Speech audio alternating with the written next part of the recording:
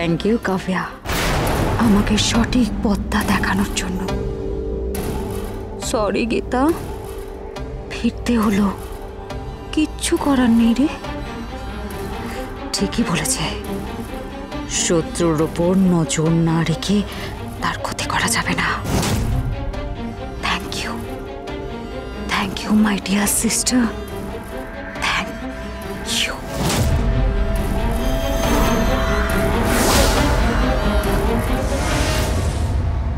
আরে না না মশাই, না না, আমার বৌমার যত্নের যাবতীয় দায়িত্ব আমার। হ্যাঁ, সব দায়িত্ব আমার। হ্যাঁ, ওকে আমি নড়তে দেব না। আরে বাড়িতে নতুন অতিথি আসছে, বাড়িতে তো সাজো সাজো রব পড়ে গেছে, সবাই দারুণ খুশি, খুব হ্যাপি।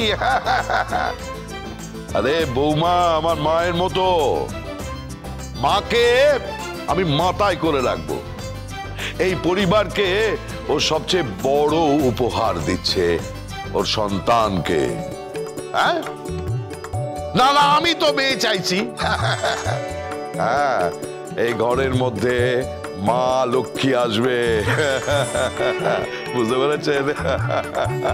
কফি।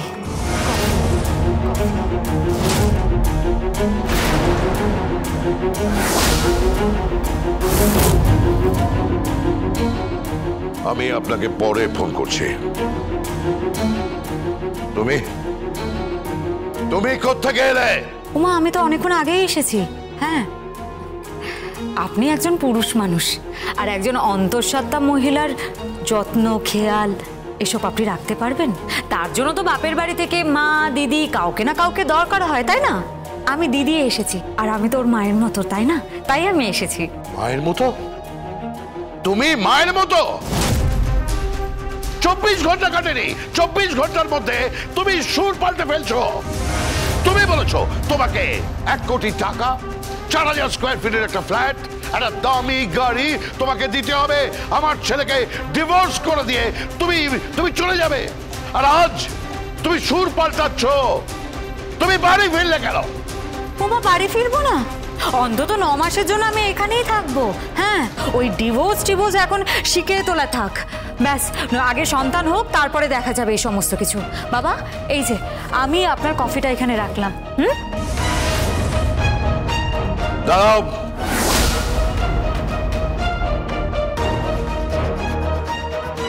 কি মতলবে এসছো তুমি এখানে? চুপ করে আছো কেন? কি মতলবে এসছো? গীতার অ্যাক্সিডেন্ট ঘটনার পেছনে যে সমস্ত অভিযুক্ত নাম আছে, সেখানে তোমার নাম উঠে এসছে। থানা তোমার নাম কনফার্ম করেছে যে তুমি এই ঘটনার সঙ্গে জড়িত। তারপরেও তুমি এ বাড়িতে ঢুকলে কি করে? এ বাড়িতে এলে কি করে? কে তোমাকে ঢুকতে দিল? এখনো পর্যন্ত আমি এই বাড়ির বউ। কে আটকাবে আমাকে? আপনি নাকি আপনার ল? না যাই, আমি আমার বোনের জন্য রান্না করেছি, চিকেন স্টু, 3 রকমের মাছ, ফ্রুট স্যালাড, সব কিছু। বাবা বাবা, আপনি একদম টেনশন করবেন না, আমি আমার বোনের দায়িত্ব নিয়েছি। আপনি একদম চিন্তা করবেন না। আমি আপনার রান্নার দায়িত্ব, এই পরিবারের রান্নার দায়িত্ব, তারপর এই পরিবারের ঘর গোছানোর দায়িত্ব সব আমার।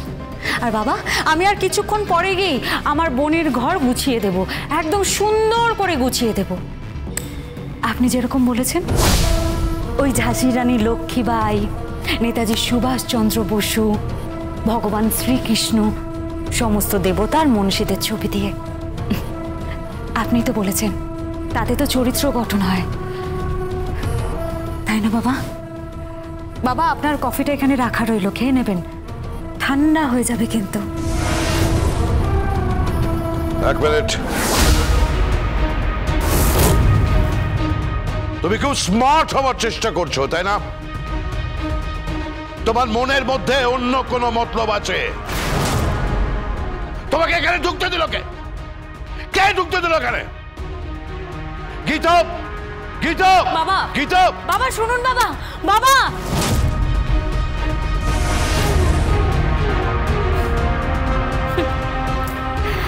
কোনো লাভ নেই বাবা। লাভ নেই। আমি আমার বোন গীতার যা সেবা করছি না, তাতে ওর মনে কোথাও স্থান পাবে না।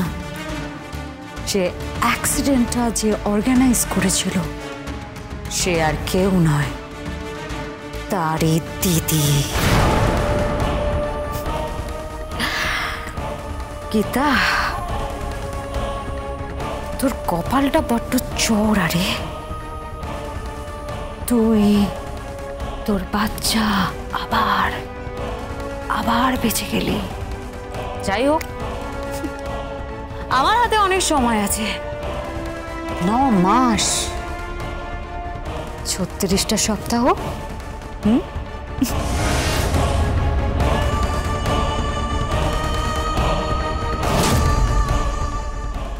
গীতা, গীতা, বৌমা, বৌমা, এই যে বৌমা, কি ব্যাপারটা কি? গিনি এ বাড়িতে কি করছে নাকি?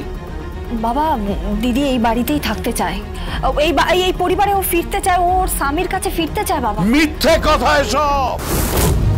নিশ্চয়ই অন্য কোনো উদ্দেশ্য আছে। আমি তোমাকে বলছি, ও এ বাড়িতে থাকলে, ওকে এ বাড়িতে রাখলে তোমার ক্ষতি হবে। না বাবা, না, আপনি একদম ভাববেন না। দেখুন, আমার দিদি আমার কোনো ক্ষতি করতে পারে না। ছোট্টবেলা থেকে আমরা একসাথে মানুষ হয়েছি, একসাথে বড় হয়েছি। আমি মায়ের থেকে কোনো অংশকে কম তো দেখিনি। না বাবা, আমার দিদি আর যাই করুক, আমার ক্ষতি করতে পারে না। আরে তুমি কেন বুঝতে চাইছো না বলো তো?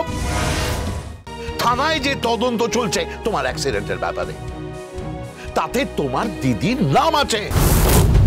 তোমার দিদির দিকে অভিযোগের তীর। তুমি কেন বুঝতে পারছো না? আমি তোমাকে এখনো বলছি, তুমি ওকে অ্যালাউ করো না, এ বাড়িতে ওকে থাকতে দিও না। 24 ঘন্টার মধ্যে যে মেয়ে রং পাল্টে ফেলেছে, 24 ঘন্টা আগেও যে বলেছে আমার টাকা লাগবে, আমার ফ্ল্যাট লাগবে, আমার গাড়ি লাগবে, আমি ডিভোর্স দিয়ে দেবো, এই সমস্ত শর্ত রেখেছে আমাদের সামনে। আমাদের পরিবারের সঙ্গে বলেছে সমস্ত সম্পর্ক সে ছিন্ন করবে।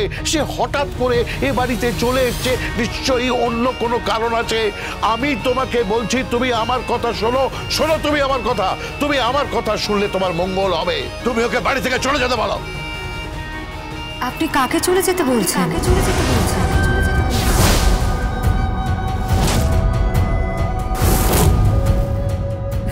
এরে বোন, খেয়ে নে। দেখ, এখানে চিকেন স্টু আছে, ফ্রুটস আছে, জুস আছে, একটা এগ পোচ আছে। না না না না না না না না, একটা এক পোচ হবে না, আরেকটা এক পোচ লাগবে, আরেকটা এক পোচ দাও। আরে ও তো এখন একা নেই, দুজন আছে সাথে। আর আমি মাছ এনেছি, আমি ভেটকি মাছ করতে বলেছি। আমি বানিয়ে ফেলেছি ভেটকি মাছ, গ্রিল ফিশ। আমি একটু পরেই ওকে দিয়ে যাচ্ছি, ও খাক। তুই খা, তোর যা খেতে ইচ্ছে হয় তুই খা। দিদি, এই এক মিনিট, আর আমি বয়াম বয়াম আচার নিয়ে এসেছি, আচার খাবে। বাবা বাবা, সবার আচার খেতে ইচ্ছে করে না, আপনি বুঝতে পারছেন না, ডিপেন্ড করে। কি ডিপেন্ড করে? তুমি আমাকে শেখাচ্ছ? আর তোমার শাশুড়ি মা বয়াম বয়াম আচার খেতো, আমি দেখেছি, বুঝতে পেরেছো? হ্যাঁ, সে তো বুঝতেই পেরেছি। তবেই না এরকম সন্তানের জন্ম দিয়েছেন। মানে? না না, কিছু না। এই হোয়াট ডু ইউ মিন? কি তুমি হাসছো কেন? এই শোনো গিনি, আমি তোমাকে পরিষ্কার বলে দিচ্ছি, তুমি কিন্তু কোন রকম চালাকি করবে না, একদম চালাকি করবে না ওর সাথে, বলে রাখলাম। ওই খাবার দাবার খাইয়ে ওকে বশ করার চেষ্টা করবে না, এই আমি বলে দিচ্ছি। আর তুমি এই বাড়িতে থাকবে না, এও তোমাকে আমি জানিয়ে রাখলাম। আপনি চাইলে আমি এক্ষুনি বেরিয়ে যেতে পারি, তবে আমি বেরিয়ে গেলে আমি আমার বোনকেও নিয়ে যাব। আমার বোনের প্রথম বাচ্চা তাহলে বাপের বাড়িতেই হবে। হ্যাঁ, বাপের বাড়িতে হবে মানে? বাপের বাড়িতে কে আছে? কে দেখাশোনা করবে? কে দেখবে? না না না না না, ওরকম অস্বাস্থ্যকর পরিবেশে এই সমস্ত হবে যাবে না। আমি বৌমার জন্য সমস্ত স্পেশাল ব্যবস্থা করেছি, আমি সব নিজের হাতে সব গুছিয়ে দিয়েছি।